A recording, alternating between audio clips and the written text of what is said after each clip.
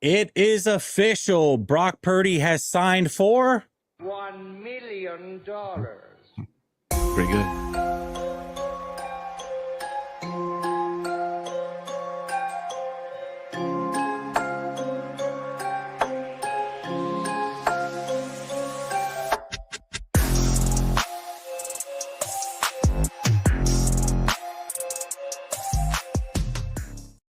All right. Welcome back to Last Second Sports, where we are giving you our take down to the last second.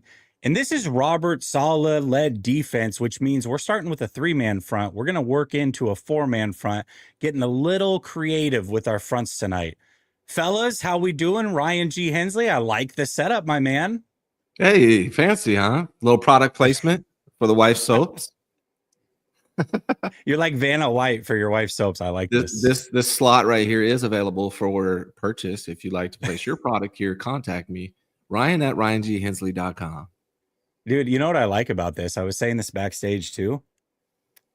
Bro, like the tattoos. I like that we can see the tats. Hey. Yeah, I feel like I can tell that Ryan's 6'3". Usually you can't really tell how tall someone is, but right now I feel like, oh yeah, he could kick my ass. Ryan is pretty tall. He's deceptively tall in person, isn't he? Yes.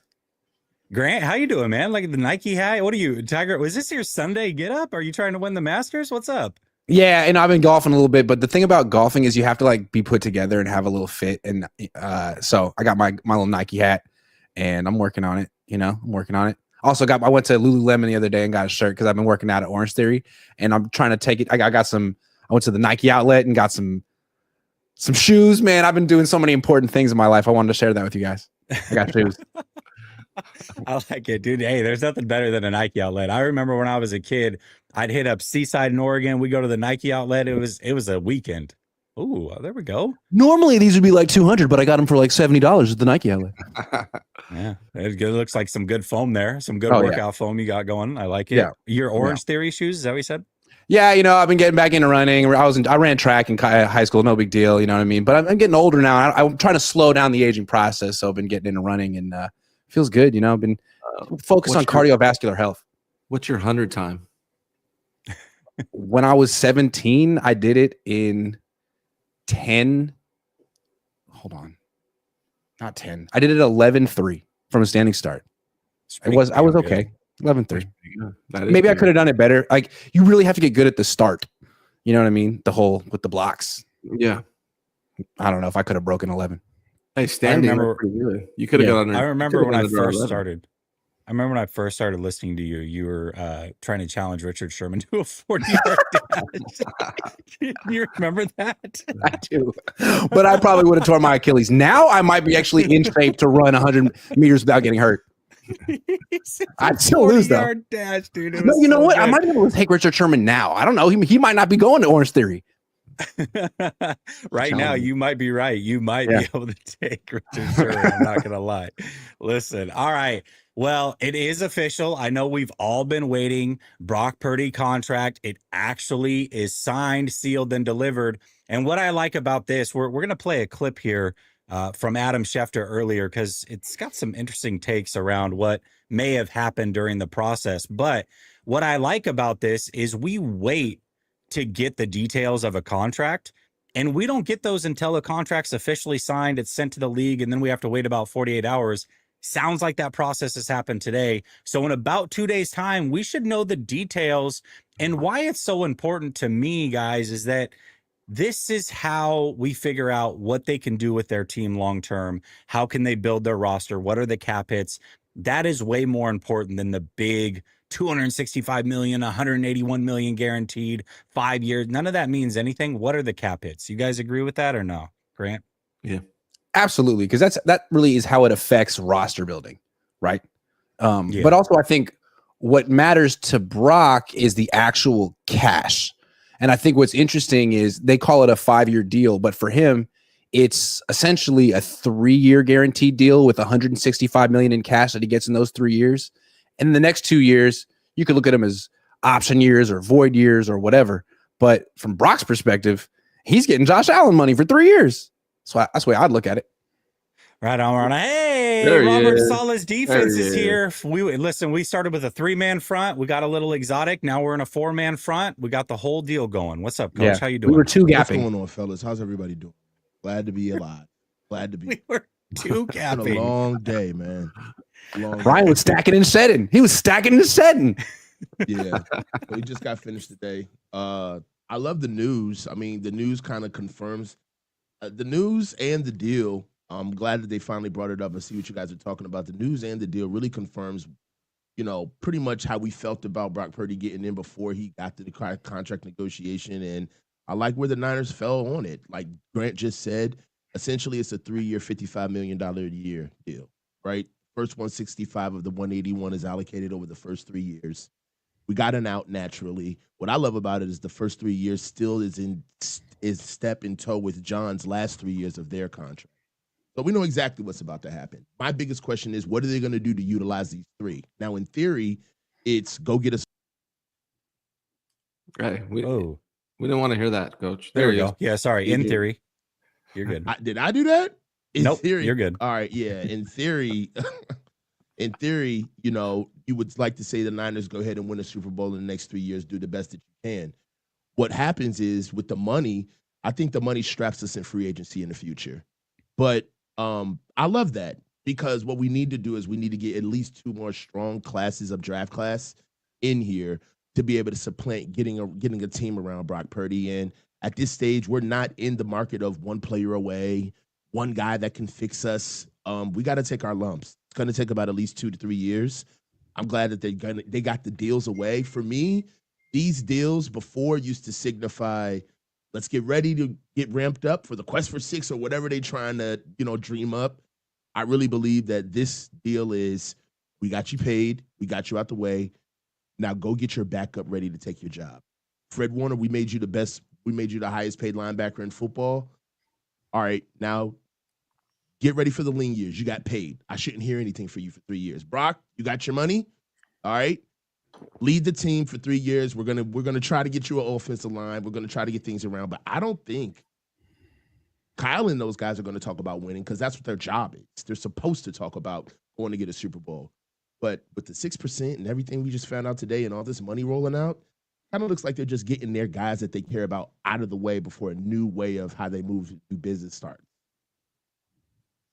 Absolutely. Hey, well, we've got this clip from the Adam Schefter podcast deal earlier, and we got to talk about it because there was some interesting notes in here.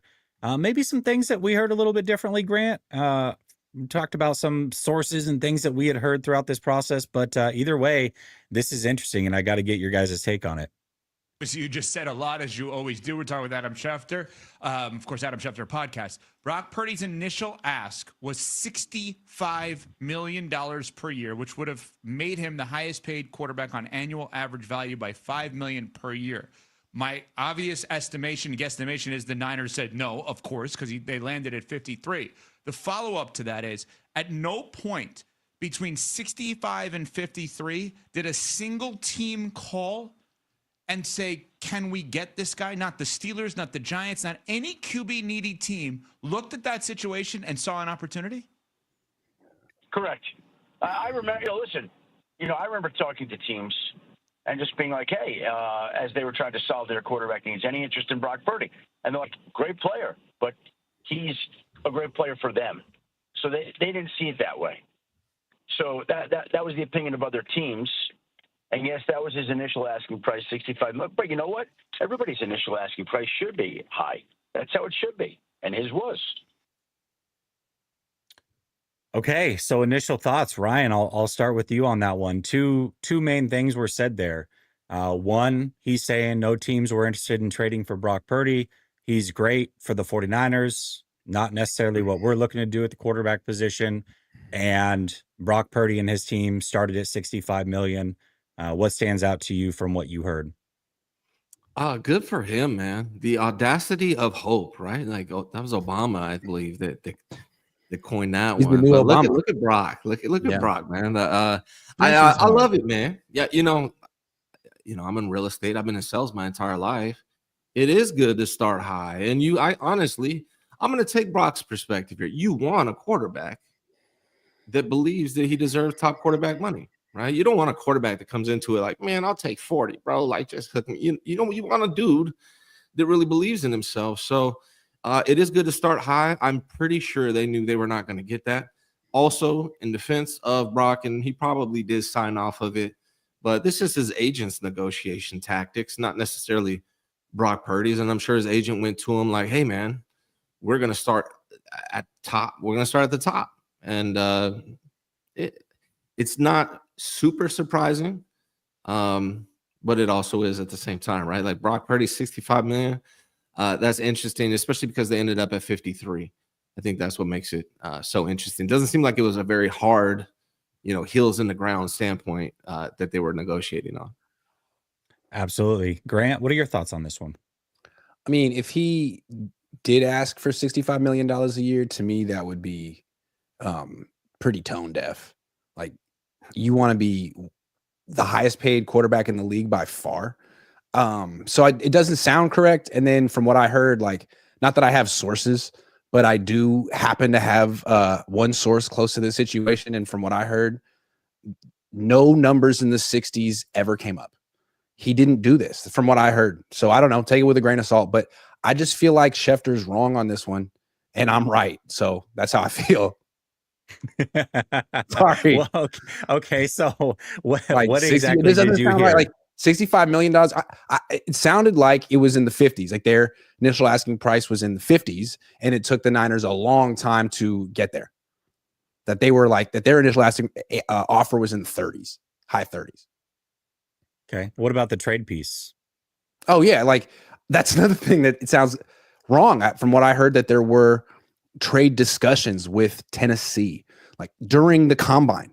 That's when discussions happen. Teams are all there. And if you remember, John Lynch spoke at the combine. He was asked about, well, how are things going with Brock? And he was like, no guarantees. And apparently at the combine, from what I heard, they gave him a pretty low offer, like in the low 40s. And they started talking about, what would a trade even look like? Is there a team that's interested? And there was Tennessee. They would have traded their second round pick. And apparently Brock was interested too, because, the state income taxes and stuff like that. But ultimately it sounds like Tennessee would prefer drafting Cam Ward. So maybe in that sense, ultimately there wasn't a team that was interested in trading for Brock. But from what I understand, there were discussions in March between Tennessee and the Niners. It's funny because we didn't talk about this at all, but I saw your stream today and you said that, and I was like, hold on a second. I swear I heard the same thing. So I started like sifting through my texts, and I got a text. This was 3:26. Niners and Titans have been talking for a week now. I said, about Purdy? They said yes. And this is around the time that you heard it. Obviously two completely different places. I just found it interesting. I kind of forgot about it, but when you brought it up, I'm like, wait a minute, this sounds familiar. I heard this too. So I don't know that no team was interested. Even if it was just the Titans, it shows that there was some interest from someone. And who knows about the $65 million? I didn't really hear any details about the negotiations as far as like what Brock's team asked for. So I'm not going to get in on that one. But Coach, what are your thoughts when you hear this? 65 seemed a bit rich. Like Grant said, 65 isn't just the best, but you're trying to overshoot. You want to like really reset the market. That's what you're trying to do. I just think that would have been a little bit too much for Brock to be focused on, in his negotiations. Trying to reset the market after Josh Allen already accepted 55 in like January. He turned it down. He had a chance to reset the market, and Josh Allen said no. And for you to say, hold my beer, I'll go ahead of Josh and reset the market. It just seemed like a little bit too much. What it did do, I'm gonna play a little bit of 3D chess. I'm gonna stick to your topic, but just get outside of it. If you kind of go with 10,000 view, what they're trying to do is it looks like they're trying to hold the organization's water, make them seem as though that this is a deal that they got done, that they won, basically.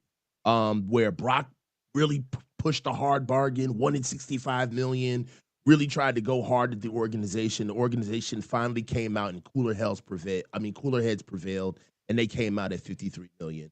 Really, this does nothing, but it really locks in Brock to the 49ers, makes the 49ers look better because they actually got the deal done and whittled him down from what would perceivably be $65 million all the way down to 52, which makes them look better. They don't want it out there that, no, the truth is that he did want money, not that much, but he wanted around 60.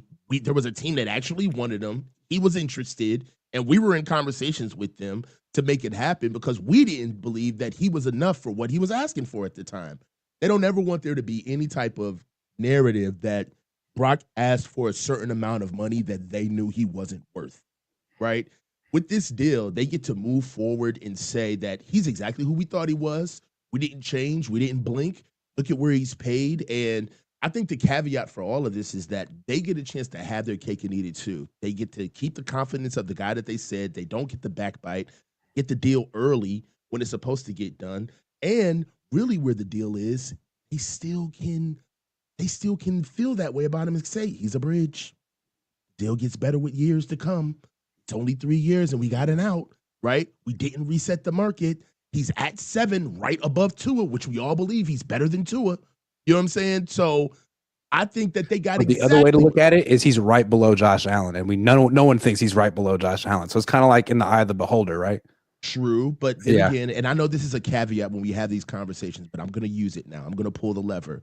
Got to see how the deal looks on the cap. Of course, right? Yeah. So you got to see. I understand that that's, I'm pulling the trump card right now, but we do have. I'm guessing it'll be similar to whatever the Goff and Tua deals are in the way they're structured. But yeah, we got to see. I think they got what they wanted.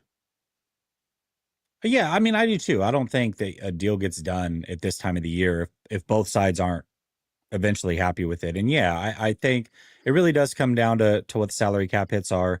Also, though, I do think it's pretty obvious now. If it wasn't before, so we heard that the 49ers sold 6% of their team or 6.5% of the team. Then the agent leaks the contract like a day later.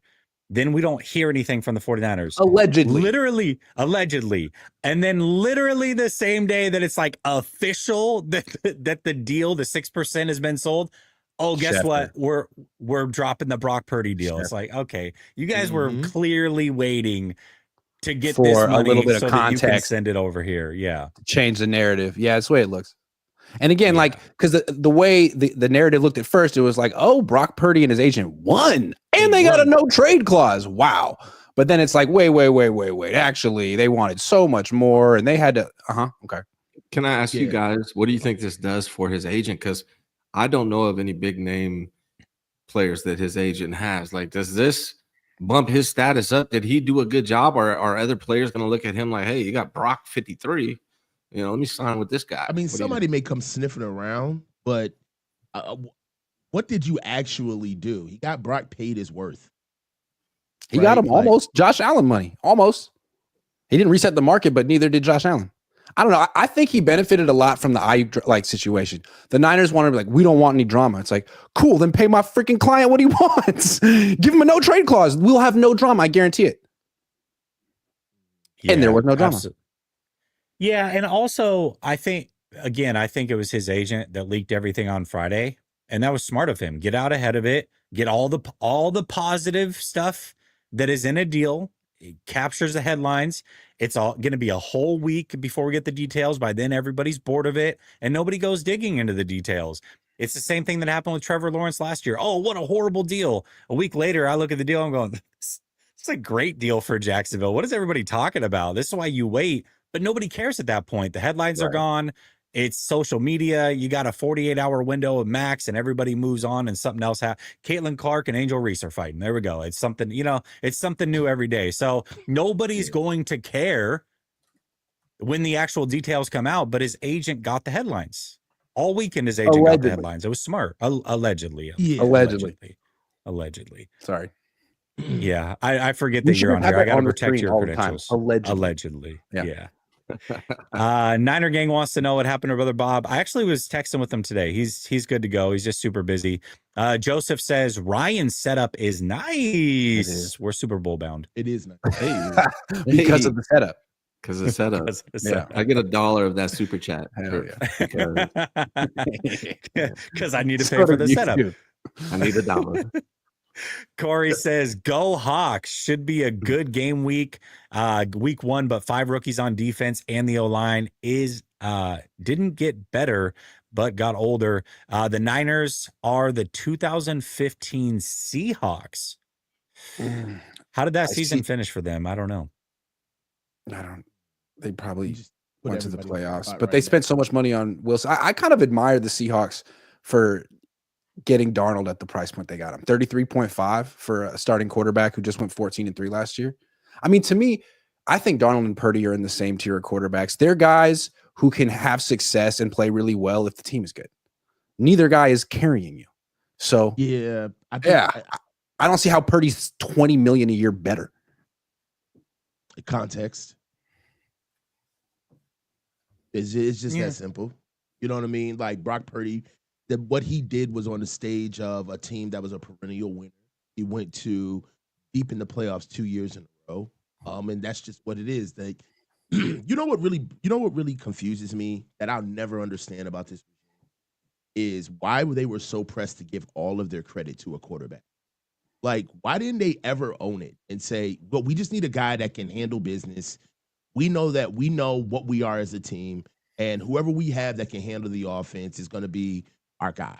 You know, like I don't understand why they were so preoccupied to just give everything to Brock. Just to say, like, he's the reason why we're here. He's the reason for our success.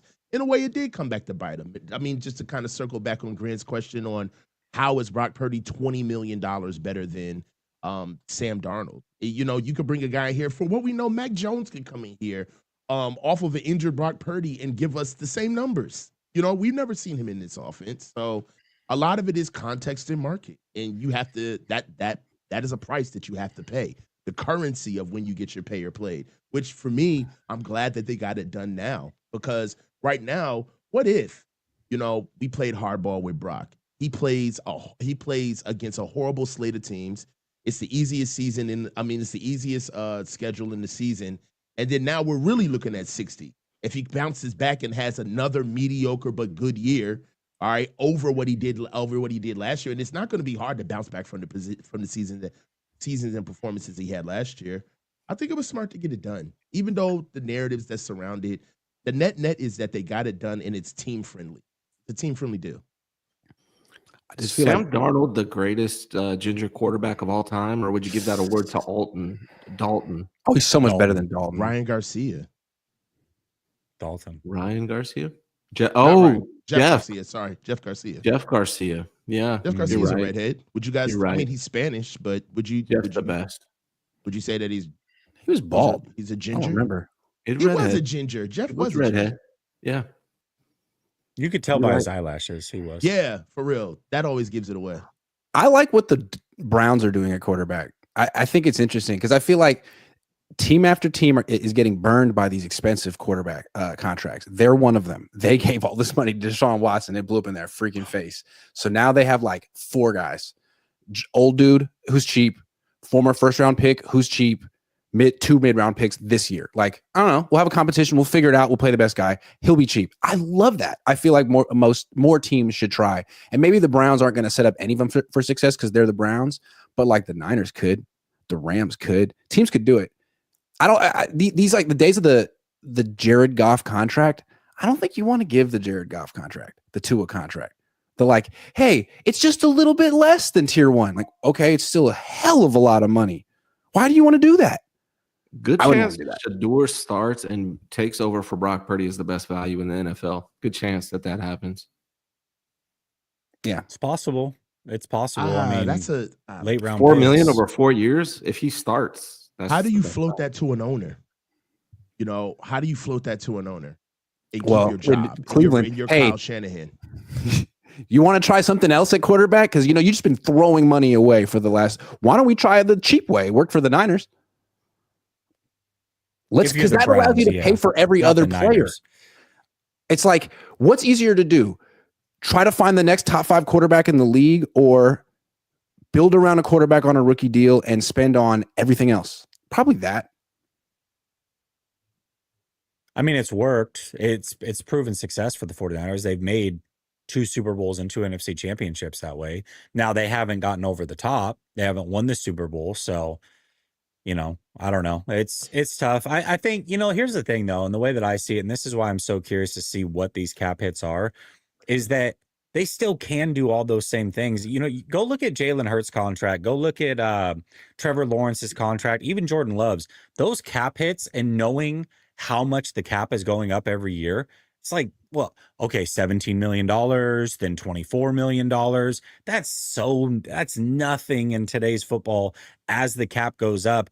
That's what I'm looking for. Now, if it's a deal written like Tua's or Dak's, where it is truly front loaded and we're getting $40 million cap hits out the gate, that's an awful deal, but that's not Brock's fault. That's the 49ers fault. I mean, you can finagle this however you want. You just got to choose the right path. There's multiple contracts to choose from. Just do the right thing. So that's why I want to see these cap hits. Frisco Shills said, Go ahead. Frisco Shills said, did risking his career playing in the 2022 NFC Championship game play a role in Brock Purdy's contract? Did any other current quarterback take a similar risk? Does this impact your view of Brock Purdy's value? No, I don't think it played a role, at least for me. I don't think it played a role at all. I think everything that's happened since he's taken over has played a role. I do think that last year played a role as well. Otherwise, he could have been up in the 58 to 60 range. So I don't know. I feel like the 49ers took everything into account when they negotiated this contract, and I think he did too. Sir Cash Money says, fun fact, this show was originally going to be called the 5-Man Front, but due to scheduling conflicts, I had to decline my invite. But you're here right now.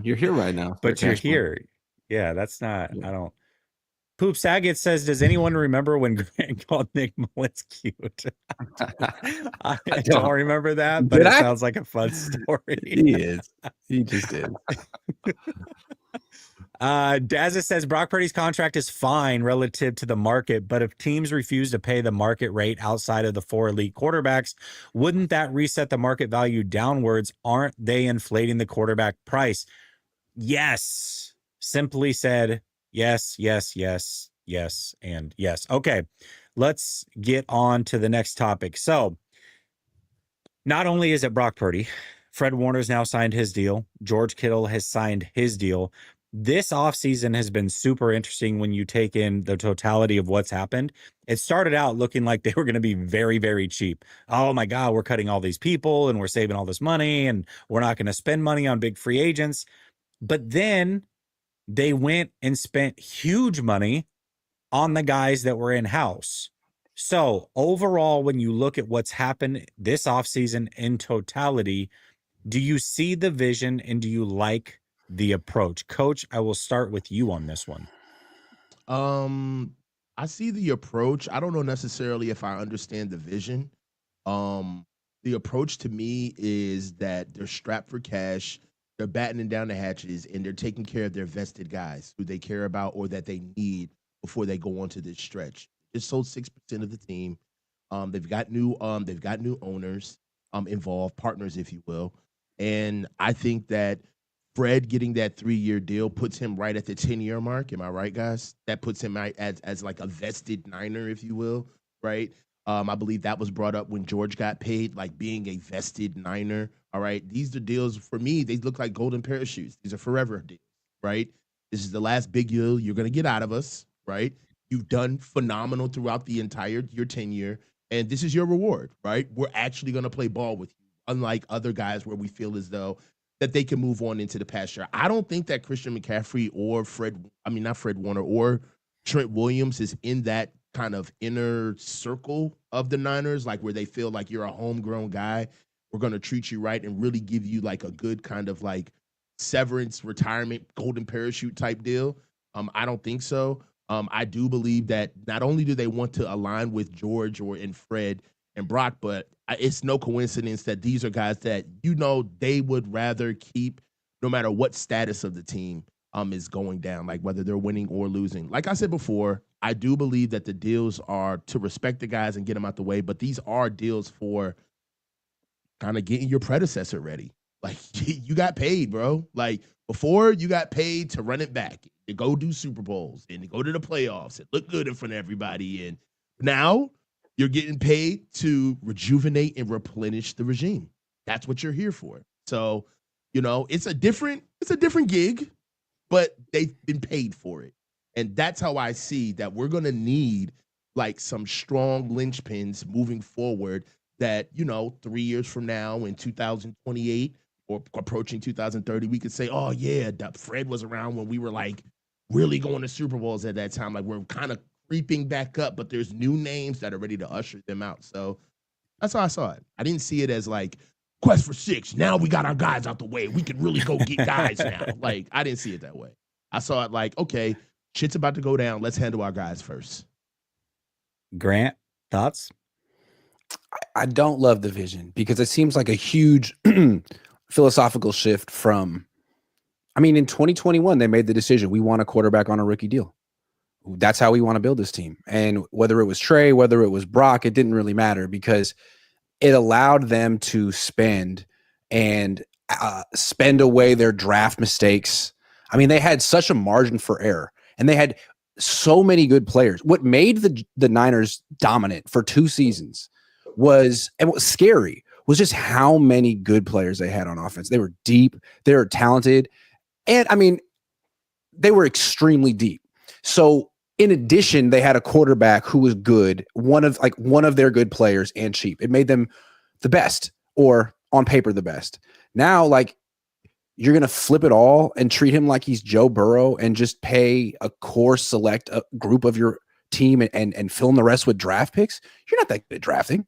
You're not bad at drafting, but you're not that good at drafting. I just think to make this model work, you really have to have, a top 5 quarterback. And I think he's good, but no one thinks they don't think he's a top 5 quarterback. I don't really love the vision. I think it's a little sentimental. Like, yeah, we love Brock. He's a good guy and he played for no money and that sucks, but that's not your fault. That's the CBA's fault. Like, what are you really paying for right now? You negotiated against yourself. We know what the Rams did. The Rams were like, oh, Matt Stafford, you want money? Go find one team that's going to give you what you want. And he found the Raiders. And they're like, okay, cool. Well, we'll give you a little bit less than what the Raiders are going to give you. You can either suck with them or play for a little bit less with us. And he made the smart decision. It would have been cool to see the Niners do something like tough like that. But, lemonade stand and all that. Ryan, what are your thoughts? You're speaking in general about the philosophy of the Niners, not just Brock, right? The whole philosophy. Yeah, I'm talking about the offseason because it was interesting. You think about it, we went through a period where it's like, oh man, they're cutting costs and this and that. And then it's like, whoa, now they're spending money on everybody in house and paying their guys. So just overall, like, do you see the vision of what they're doing? Do you like it? Do you not like it? Like, just what are your thoughts overall?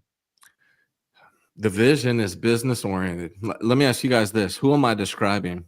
You pay a ton of money to a borderline top 10 quarterback, borderline, right?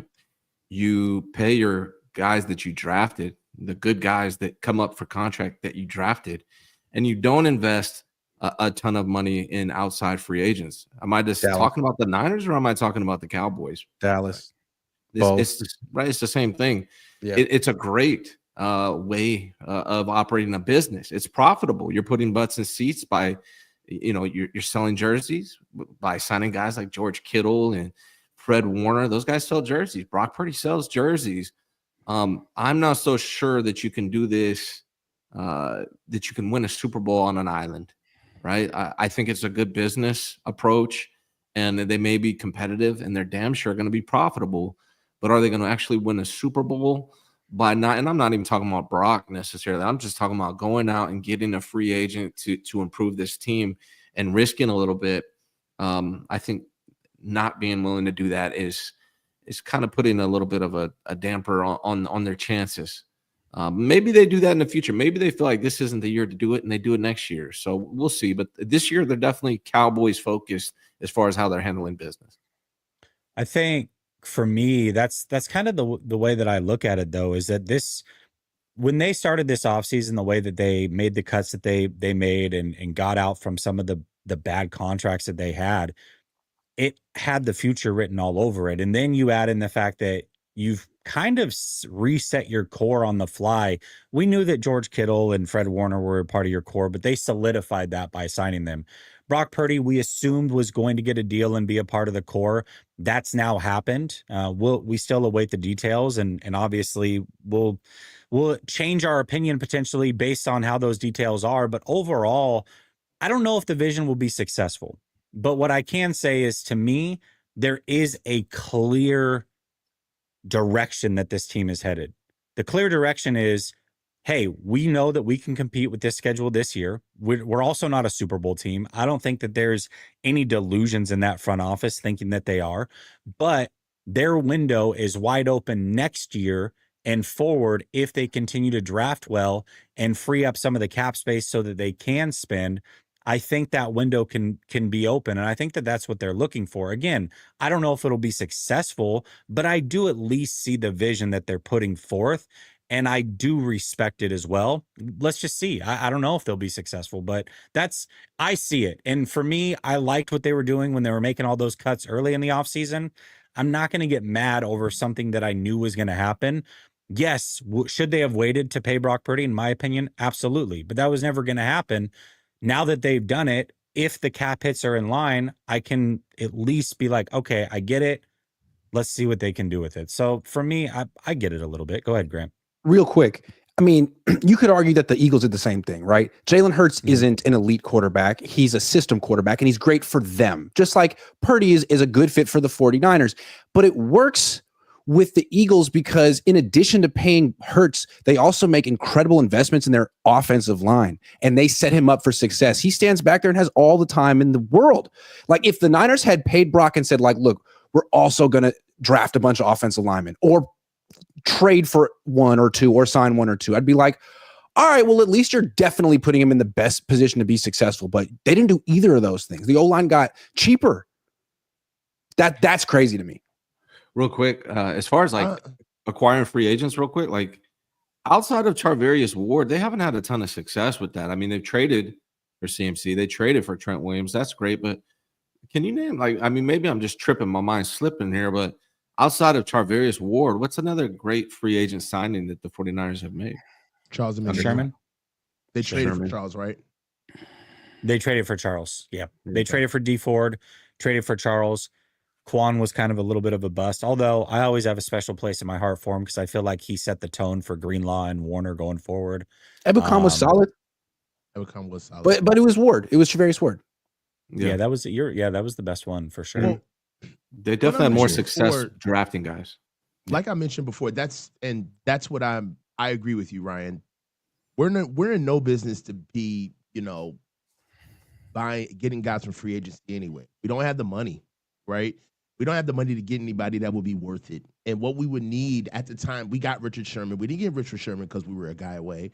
We got Richard Sherman to not only come in and play for us and hold down a position, but to teach the room, bring culture. We would be bereft of a lot of things that Richard Sherman brought outside of just playing football. I don't think we're there. We have enough guys that can still kind of transplant the old regime, the old culture into these new guys.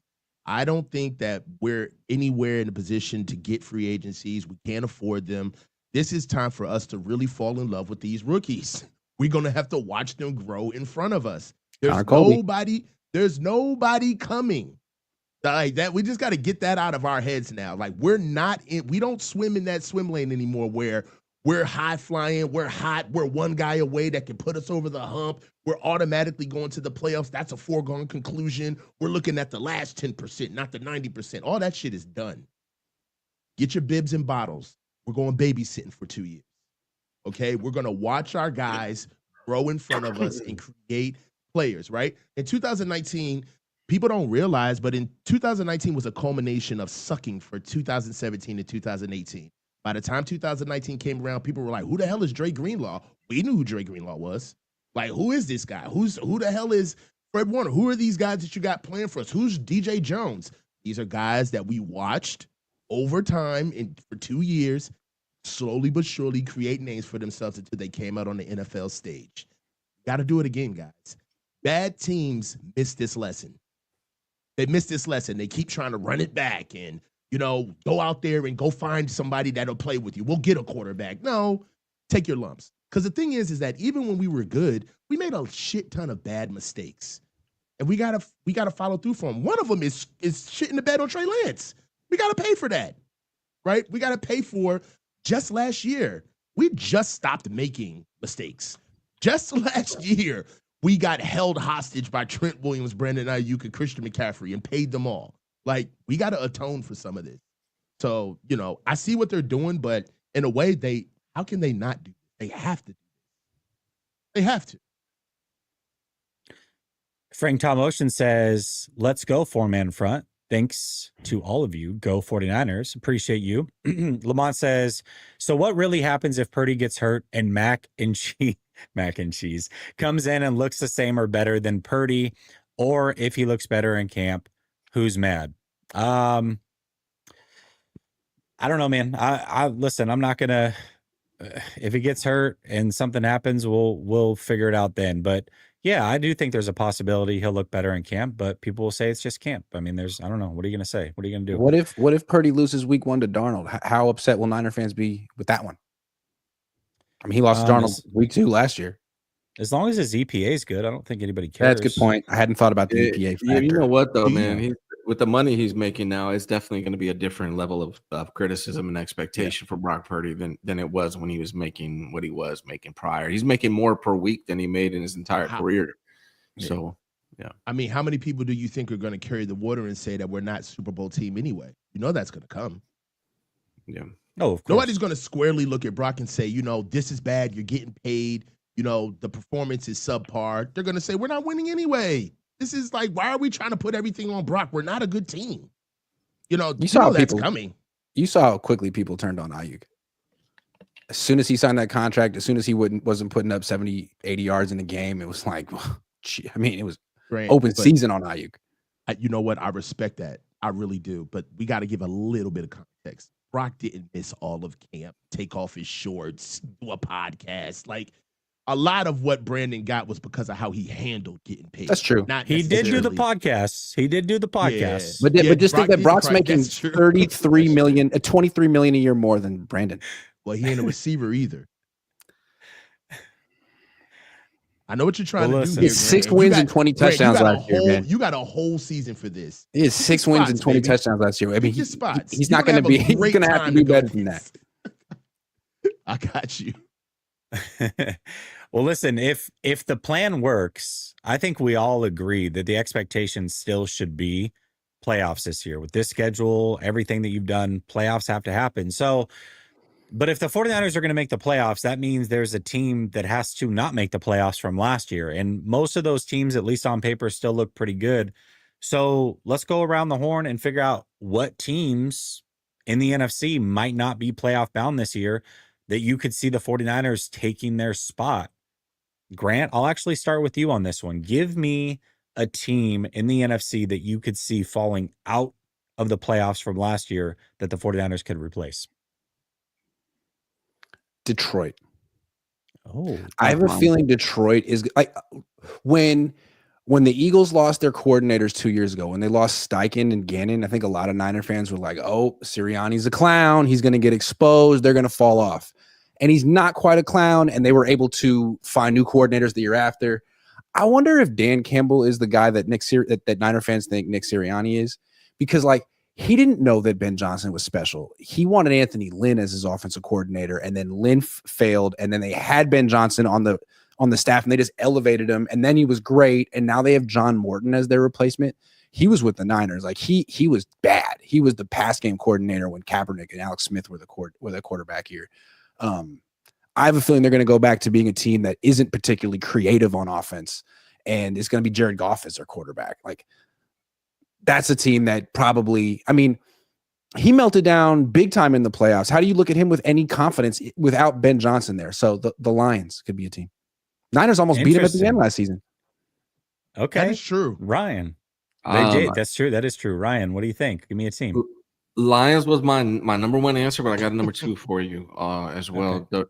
The Rams, man. And the Rams would not even made the playoffs if it wasn't for the Niners giving it to them. Right? If the Niners had an opportunity to be in the playoffs instead of the Rams. And I'm hopeful with some of the changes they made and going younger, and with the addition of Robert Saleh, the improvement, hopefully, of their special teams, that the 49ers can win those games that they lost to the Rams and replace them in the NFC. But I think Grant's kind of dead on with Ben Johnson, the loss of Ben Johnson in Detroit. Interesting. Wow, that wasn't any of the teams that I was going to go with. Coach, give me a team that you think could miss this year. Green Bay. I think that that's a team that could miss this year. Right now, Jordan Love's film is out. In my opinion, I'm not that high on him. I think that he's one of the highest paid quarterbacks that has done the least for the money that he has. I really believe that near the end of the year, he was regressing. Nobody just really wanted to talk about it. They're in a tougher division. I know Grant talked about Detroit. I don't think Detroit is going to fall off that fast. So they are still a little strong, but also Chicago's coming. I think that what they've done with Chicago over the past offseason and brought in great offensive line. They had a phenomenal draft. Ben Johnson getting in there. I think that the Packers could be a team that may not make it in. Lastly, just if we're going to be a little slick with it, the Commanders. I mean, we got a sophomore slump coming. I think that they have a lot of moving parts, and to expect them to replicate what they did last year with a remarkably easy season. They had about 4 to 5 games that they all won within 1-score touchdowns. And really, you can't replicate Jaden Daniels, that is, being the leading rusher on your football team, and nobody sees that coming next year in the NFC East. I think the Commanders are going to have also, and then another thing is their schedule. They got let off the hook with a lot of lackluster games. It was not even near the end of the season that anybody actually started taking them seriously. And if you look at the games that they played, they were pretty much geared up to play the best teams that they played last season, with about a good month of horrible teams before they got to those teams. I think that this year they're going to be in primetime slot because they actually went to the NFC Championship. They get a chance to see what it looks like to have about 7 to 8 primetime games and to travel all over the country and be one of the NFL's darling teams. I don't think they can be able to handle it. There's a potential that the Commanders could be a team that don't go this year as well. The Commanders are my number one team. I have the Packers in there, and I'm also going to throw Minnesota in there. You got a quarterback who's starting in this league for the first time. You've got, I mean, I don't know exactly what he's going to look like. They were on fire last year, but the way that their season ended, and you couple that with a first-time starter at quarterback, I don't know. I don't know what to expect from them. So, I mean, really, when you break this down, we all gave a multitude of different teams. That's true. Never mind. You're right. You're right. Good call. They're making the playoffs for sure. And we got Ross Dwelly. So you really we're for think sure McCarthy's going to be worse than Darnold? I know he's a question mark. We don't know. But I have a feeling they're going to be good still. I think Minnesota's going to be. I kind of admire that they let Darnold go and went with the cheap route at quarterback. No. I think Minnesota's team is actually better on paper than it was last year. But I think unequivocally the answer is yes, he will be worse than Darnold. Darnold in the regular season was a good quarterback. He was. You know what I mean? Like, if McCarthy's anything close to that year one, that would be super impressive. That's it true, really would. He put up like 35 touchdowns. I like Jordan Love. I feel like I'm giving him a pass for last year because he was hurt. I feel like you could see it. He wasn't mobile last year, but I think of him as a quarterback who is mobile, and maybe he'll show that this year. He didn't move last year. I agree with that. But Jordan Love, I don't know. His decision making. Too much YOLO in his game, man. I can't, I don't know. My biggest thing with quarterbacks is like, you protect the ball, or you better like lead the league in touchdowns. If you're going to be a little reckless with the ball, then you better like put up 50 touchdowns a season like Josh Allen. Like that's your options. I mean, his touchdown percentage was 5.9. I mean, like he is productive in that way. I think over the last 2 years, he's put up more touchdown passes than most quarterbacks last year. I like Jordan Love. I mean, he's like Grant said, the biggest thing about Jordan Love is his athleticism. I mean, he can play the game, but he pops off the screen when he can break the pocket and really put stress on defense. That was a big element that I did miss in my synopsis of the Packers. And I agree. He didn't move around this year. He had to focus on being a passer, but that's what kind of made me get out on him. Is that I saw what he had to do without the athleticism and purely be a passer. And it was bad. He was like borderline regressing. So hopefully, obviously the big plays are there though. And then they just added Matthew Goldman, Savion Williams, but they don't have that number one guy. Yeah. They don't have that. They just have a bunch of guys. The way that Jordan Love ended his season in 2023 is completely turned me off of him as a quarterback. That's fair. You were at the other hand, him too. Dude, that was all Dre Greenlaw, man. Dre Greenlaw was on him that day. 2 picks, 1 playoff game. Crazy. He was. Lamont says next year Purdy shouldn't be judged on wins, but instead judged on picks. QBR also would Jed fire Kyle if he knew no one else would coach Brock. I really don't see him firing Kyle. All quarterbacks should be separated from wins. I mean, team wins is not a quarterback stat. The wins thing's funny to me because for years it was like Jimmy wins, and then it was, well, Brock wins.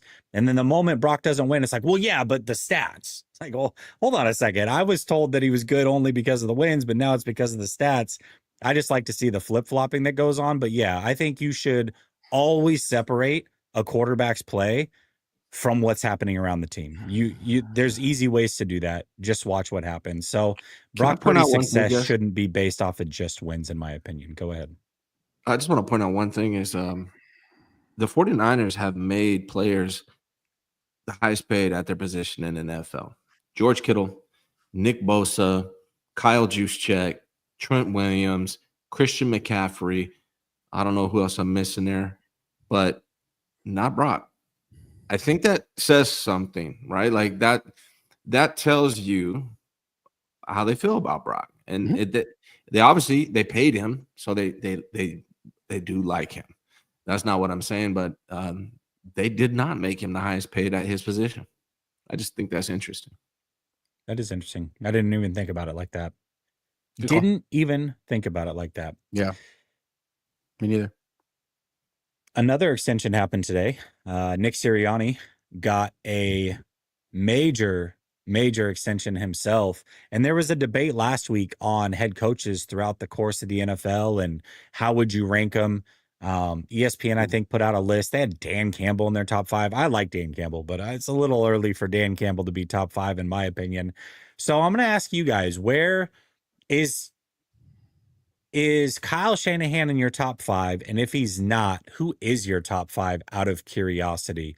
I'll start with myself. I'll give you my list, give you guys a second to kind of think 3 years. The way that I see it is you've got Andy Reid, Sean McVay.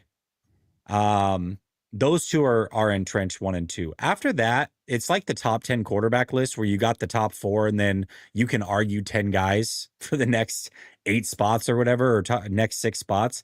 You can argue the John Harbaughs, the Siriannis, the Sean Paytons, Jim Harbaugh, Kyle Shanahan, Kevin O'Connell, Mike Tomlin, Sean McDermott, LaFleur, Campbell. There's a lot of guys you could truly put in this top 5. But for me, my order is Reid, McVay, John Harbaugh, Nick Sirianni, Sean Payton. Those are my top 5. Then I would go Jim Harbaugh and Kyle Shanahan. Say it again. Reid, McVay, Sirianni. I have Reid, McVay, John Harbaugh, Nick Sirianni, Sean Payton. And then number 6, I would go Jim Harbaugh. And finally at 7, I get to Kyle Shanahan. So pretty fair. Grant, what's your list out of curiosity? That was a good list. That was a pretty fair list. I think I would swap out John Harbaugh for Jim. I have a problem with John Harbaugh. I feel like John Harbaugh might be the most overrated coach in football. Now, he gets credit for adapting and seeing the vision with Lamar Jackson and going all in, but like, dude, you got to win, man. What is your excuse? Mike Tomlin has excuses. He hasn't had a quarterback in 10 years. John Harbaugh, and he's worse than Kyle in close games. So I would say I would swap Jim Harbaugh for John. But yeah, Sean Payton, Sean McVay, Andy Reid, and Nick Sirianni. Nick Sirianni deserves to be in the top 5, even though he's not a play caller. It's like, okay, whatever. As a head coach, he plays his position very well. He's only had success. He's got to be in there. Yeah. That's the thing is, like, I don't want to put Sirianni in there. It's just like I don't want to put Hurts in my top 10 quarterbacks, but how can you? What is the argument against it? There is none at this point. List. I just don't like him. That's my explanation. And that's fine. That's fine. I don't either. Listen, here. Okay, when I name the top 5 rappers of all time, I always put Jay-Z in there. I personally don't like Jay-Z, but I know what he's done in the game. I respect it, and he's a top 5 rapper, in my opinion. So that's what I'm doing with Sirianni. I don't like Sirianni, but he's definitely in the top 5 based off of what he's done.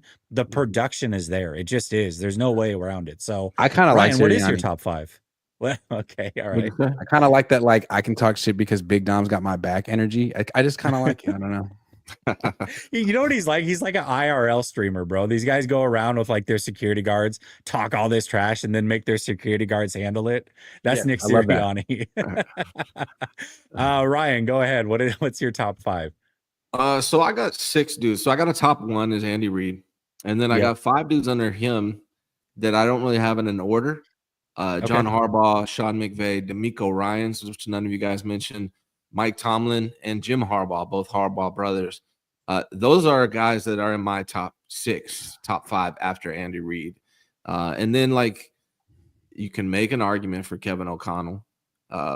And I'm very intrigued by the formula he's put together this offseason, what Ben Johnson turns into as a head coach. Obviously, we can't put him on the list yet. But by what he's prioritized as far as like investing in the trenches on both sides of the ball, plus what he's done as an offensive coordinator, I'm very intrigued by Ben Johnson. But I won't put him over Kyle yet. But I think he's a guy that could bump Kyle down moving forward. Then I have Kyle. I will say this, though. I really think Kyle is going to be – I talked about this on Grant's show a week or 2 ago. I think Kyle is going to be 100% rejuvenated, having this full offseason, no playoffs, no Debo, which, you know, the term is addition by subtraction. I think that Debo crutch really hindered Kyle Shanahan into force-feeding the ball to a player who wasn't productive anymore. So I do expect Kyle Shanahan to be rejuvenated this year, at least as an offensive coordinator. So that part I do expect. I got one more coach who's, to me, super underrated and will never get any consideration. But Dan Quinn is a good coach. He's been to 2 NFC Championship games, won one. Coach. Did a really good job last year. Dan Quinn. He is a good coach. Where did you have Shanahan at by chance? I'm Ryan. I have him at probably 7. I mean, I guess you could put Nick Sirianni, but I just don't like Nick Sirianni. I don't know. I'm not. You can't put Kevin O'Connell ahead of Kyle Shanahan yet because O'Connell hasn't won a playoff game. But yeah, I think I might rather have Kevin O'Connell than Kyle. It's like 2 different things. Who would you rather have, and who ranks ahead? Who ranks further? For sure. Yeah, because I wouldn't. Sirianni wouldn't be in my top 5 in the guys I would want. Right. So. Right. Yeah. No, I like Peyton. Peyton's the same way for me. I just don't like the guy. For sure. So he's good though. Yeah, he's good. Coach, where do you have Shanahan? Yeah. Can I get a list? Can I get a list here? For a second. Can I get a list? I'd go Andy Reid. My thing is, I like guys that show consistency, availability over time. That's why you're a head coach, is because everybody's not going to win the Super Bowl every year. So you need to be able to show that you can actually run a team and show continuity. Andy Reid is obviously number 1. Mike Tomlin is number 2 for me. All right. I'm sitting up for this one. Let's go. Yeah. I mean, 17 seasons. Sean Payton is up there for me. These are guys that have shown that they can win on any level, with any circumstance in the league. I'm a big Sean McDermott guy. I'm out of the Bills. I love what he's done with their defense. I love how he's kind of stayed the course, even though having huge losses. I mean, Kyle's not the only coach that's kind of knocked on the door of trying to be great and had to turn around and do it all over again. I know we love to sit here and act like he's the only one who has that type of, road to bear, but a lot of other coaches have to turn around and start from square one all over again, and they seem to make a great team. And then also with, him being a part, I know he's a defensive guy, but he gets no credit for sticking with Josh Allen. No credit at all. So for me, I'm a big Sean McDermott guy. I have Kyle 6th overall, but I'm kind of have him. I really would like to put Pete Carroll ahead of him, just for the consistency over time and what they've done with teams. You can these are the coaches that I love because you can really just kind of give them anything, and they'll build their identity and impart it on the team, and they'll give you something decent. Now, if they have a Super Bowl team to win, there's no question about them fumbling, getting to the playoffs, and actually being a Super Bowl team. But more oftentimes than not, we dealt with 5 years of the fun times with Kyle, right? With going to Super Bowls, being in deep and having deep playoff runs. But we're coming up on 9 years. We've had more years of bad years with Kyle than we've had good ones, right? And that's really what the metal of is a real head coach is. All right, well, when you don't have everything at your disposal, what can you give us, right? And I haven't really seen Kyle perform well under duress. He does great when he has everything at his disposal and when everything's clicking, and he's one of the most innovative guys out there. But guys like Todd Bowles are somebody else who I love. You know, somebody who didn't get his shot, kind of got suppressed, stayed down on the coaching staff, even on a great team, took over and ladled over for Bruce Arians, and he's still one of the greatest defensive minds out there. And Matt Eberflus, before he left the Bears, I kind of liked what he was doing as well. So those are my guys. I like him like defensively. McDermott. Yeah. My problem with McDermott, you had McDermott on your list. I think like he's borderline top 5. I've got him in the list of like 7 guys that could be there. To me, he's the defensive Kyle Shanahan. Like they both situationally are awful, absolutely awful. They both can't seem to get like truly over the hump, even though they've had opportunities to do so, for different reasons, obviously. But to me, I just think that there's a lot of similarities between McDermott and Shanahan. One's just an offensive guy and one's a defensive guy. One's in the AFC, one's in the NFC, but they have the same issues. Like you listen to Buffalo Bills fans, they talk about McDermott the way that we talk about Kyle. It's like, dude, is this guy ever going to manage a game properly? So those things tend to come up. Yeah. They're both, I believe, if McDermott or Kyle Shanahan win a Super Bowl, they're going to be the second longest tenured coaches with a team to win a Super Bowl. Only one guy's gone longer. Look, Cowher. Yeah. That's right. Interesting. Yeah. Frisco Shill says, how can Kyle Shanahan be a top 15? Yes, 15 head coach with no ability to manage games and continue to neglect of the offensive line. He's gotten some good results. Dazza says, how many of the playoff teams last year would you swap Kyle Shanahan or Brock Purdy for their head coach? If we did this is a good topic, actually. I'm going to tackle this one on my show. You guys feel free to do the same. Head coach, quarterback combo, where do you rank them in the NFC? That is interesting. That being said, we're at 9:00. I do have to run. These guys give me an hour of their time. I appreciate all of you. I've got a link in the chat, NFC West Roundtable. I'll be over there next. We're actually supposed to start 2 minutes ago, so come tap in live over there. Grant, Coach, Ryan, another great 4-man front, fellas. Appreciate you. Peace.